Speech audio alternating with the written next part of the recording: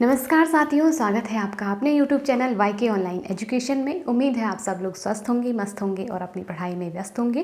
दोस्तों, माफ़ी चाहूँगी, काफ़ी लंबे समय बाद आपसे मुखातिब हो पा रही हूँ। जैसे कि मैंने पहले भी आपको रीज़न बताया था कि मेरा जो सिलेक्शन है वो उत्तराखंड के अंतर्गत LT जो सहायक अध्यापक होते हैं उसके लिए हुआ था। और मैंने अपनी जॉइनिंग दी थी मार्च के महीने में, जिस कारण से क्योंकि मेरा प्लेस चेंज हो गया तो मैं अपना सेटअप वहाँ पे लगा नहीं पाई और इसी कारण से मैं आपको पढ़ा नहीं पाई। लेकिन जो वीडियोस थे मैंने पूरी कोशिश की कि आपको कंटेंट आपका मिलता रहे। NCERT का सिलेबस हमारा चल रहा है, 11th का, 9th 10th का हम कर चुके हैं और व्याकरण के भी मैंने कुछ प्रैक्टिस सेट, कुछ वीडियोस आपको दिए थे। तो आप उम्मीद है आप लोग पढ़ रहे होंगे, तैयारी कर रहे होंगे। बहुत सारे स्टूडेंट या मेरे छोटे भाई बहन जो थे मुझे कमेंट कर रहे थे, आपने जो है जो तैयारी की है उसमें आपने किन किन चीज़ों को महत्व दिया है, कैसे आपने तैयारी की है, थोड़ा सा हमें भी अगर आप बताएं तो हम भी उसके अकॉर्डिंग अपनी तैयारी कर पाएँ। तो मेरा तो यही मानना है कि मैंने बहुत बड़ा गोल है उसे नहीं प्राप्त किया है। लेकिन फिर भी अगर आप लोग LT की तैयारी कर रहे हैं या लेक्चरर की तैयारी कर रहे हैं, उत्तराखंड के अंदर अन्य जो समूह गौ या इत्यादि जो भी परीक्षाएं होती हैं उनकी तैयारी अगर आप कर रहे हैं, तो मैं अगर अपने स्तर से थोड़ी सी भी आपकी मदद कर सकूं तो मैं इसके लिए ज़रूर आपको बताऊंगी। और जहां तक मेरी स्ट्रेटजी थी, मेरी तैयारी थी, मेरी प्लानिंग थी पढ़ाई को लेकर के, तो उसको लेकर के मैं आज आपसे बात करने आई हूं। तो बने रहिए आप लोग वीडियो में लास्ट तक। यदि आप चैनल पर नए हैं तो चैनल को सब्सक्राइब ज़रूर कीजिएगा और अपने दोस्तों के साथ शेयर करना बिल्कुल भी ना भूलिए। तो चलिए आज का वीडियो शुरू करते हैं। देखिए, मैंने कुछ पॉइंट्स यहाँ पर लिखे हुए हैं कैसे करें तैयारी, क्योंकि देखो तैयारी हम सब जानते हैं कि बहुत सारे लोग तैयारी कर रहे हैं और हर कोई कर रहा है। तो कैसे हम अपनी तैयारी को एक अच्छे तरीके से करें, स्मार्ट स्टडी कैसे करें, कैसे हम अपनी चीज़ों, मैंने कैसे किया, मैं ये सब आपको बताने वाली हूँ। तो देखिए, सबसे पहले जो मैंने पॉइंट्स लिखे हैं एक बार हम उनको, क्योंकि हर एक चीज़ की अपनी एक महत्ता होती है, तो हम सारी चीज़ों को एक एक करके समझते हुए आगे बढ़ेंगे। इसके अलावा भी कुछ और पॉइंट्स हैं, उन्हें हम अगले वीडियो में डिस्कस करेंगे, लेकिन जो आज सबसे महत्वपूर्ण पॉइंट है उनको हम देख लेते हैं। तो सबसे पहले देखिए, मैंने लिखा है सिलेबस।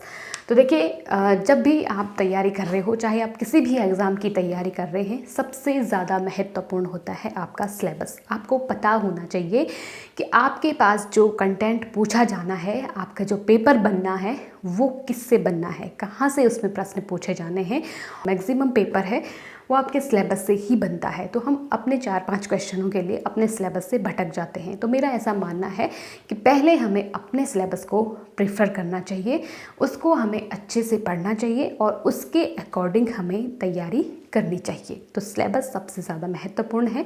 अगर आपने सिलेबस अभी तक डाउनलोड नहीं किया है या आपके पास सिलेबस नहीं है, तो आपको अपने सिलेबस की जानकारी ज़रूर होनी चाहिए कि आपसे कौन कौन से टॉपिक से प्रश्न पूछे जाने हैं।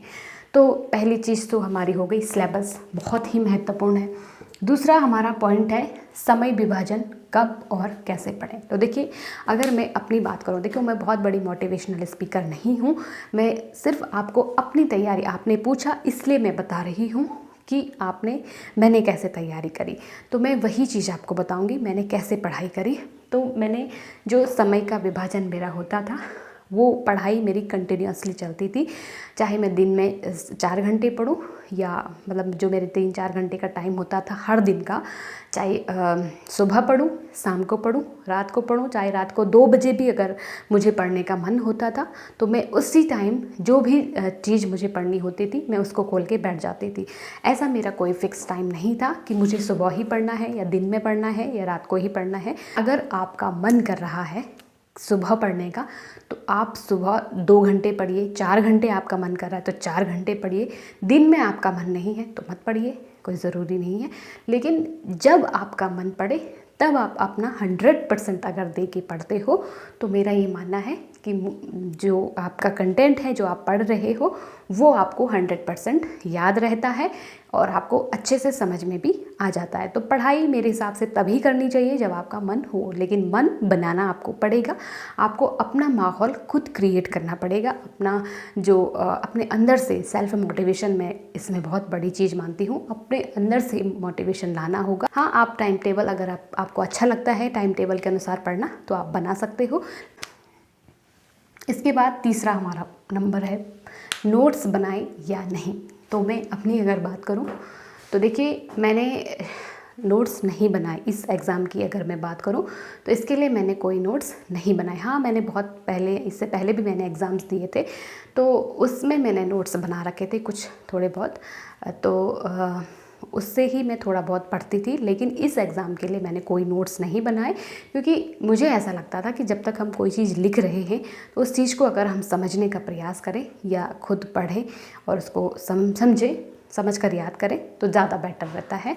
लिख करके लिखने में एक तो समय ज़्यादा लगता है, और इसलिए कम समय में अगर आपको ज़्यादा चीज़ें पढ़नी है तो आपको हाइलाइटर मैं हमेशा रखती थी अपने हाथ में, और जहाँ पर भी मुझे लगता था, हाँ, अगर मैं कहीं ऑनलाइन प्लेटफॉर्म से कंटेंट इकट्ठा कर रही हूँ तो उस चीज़ को मैं थोड़ा सा लिख लेती थी। अदरवाइज़ मैं किताबों को ज़्यादा महत्व देती थी, तो किताब से मैं थोड़ा हाईलाइट करके फिर उसको पढ़ती थी, बार बार पढ़ती थी। 100 किताबें पढ़ने से तो अच्छा है एक किताब को 100 बार पढ़ा जाए। तो बस वही था मेरा पढ़ने का, तो मैंने नोट्स नहीं बनाए। हाँ, अगर आपको लगता है कि आपको नोट्स बनाने में अच्छा लगता है या नोट्स से ही आपको याद होता है, तो आप अपने अनुसार करिए, मेरे अनुसार नहीं। इसके बाद चौथा पॉइंट हमारे पुराने प्रश्न पत्र, बहुत इम्पॉर्टेंट है,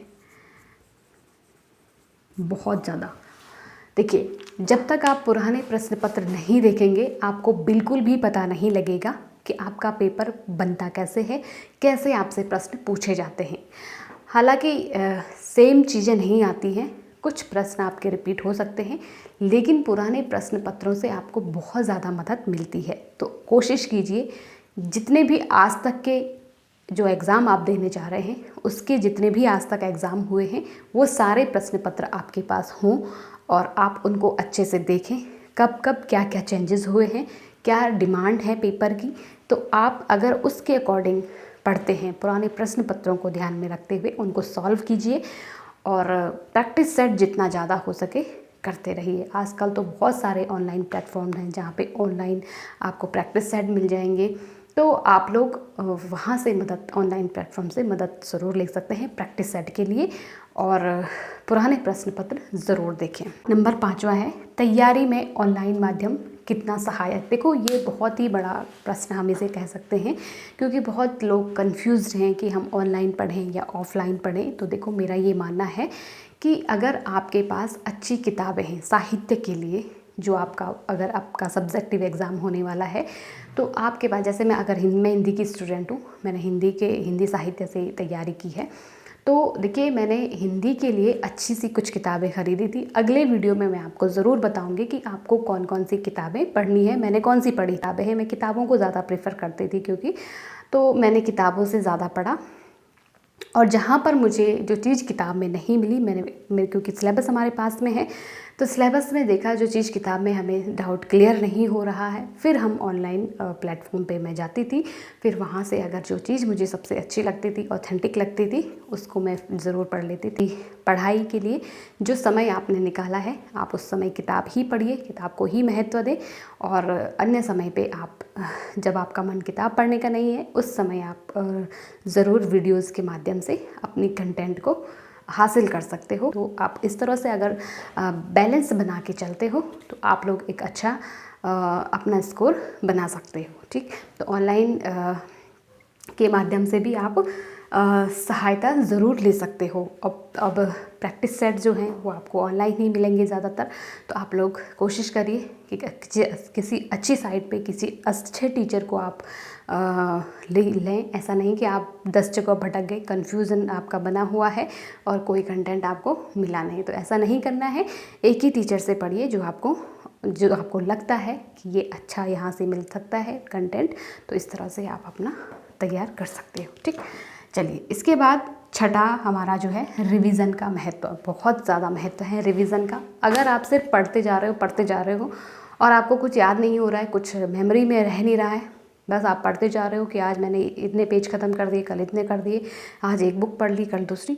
तो मेरे हिसाब से वो पढ़ाई कोई मायने नहीं रखती है। आप टाइम टू टाइम जब भी आप कोई नई चीज़ या नया टॉपिक पढ़ रहे हो तो पहले आप अपना पुराना टॉपिक अच्छे से रिवाइज़ कर लें और देखें कि कहाँ इस टॉपिक में कमी रह गई है। उसका पूरा जड़ से लेके शीर्ष तक उसका आपको याद होना चाहिए, अच्छे से समझ में आ जाना चाहिए।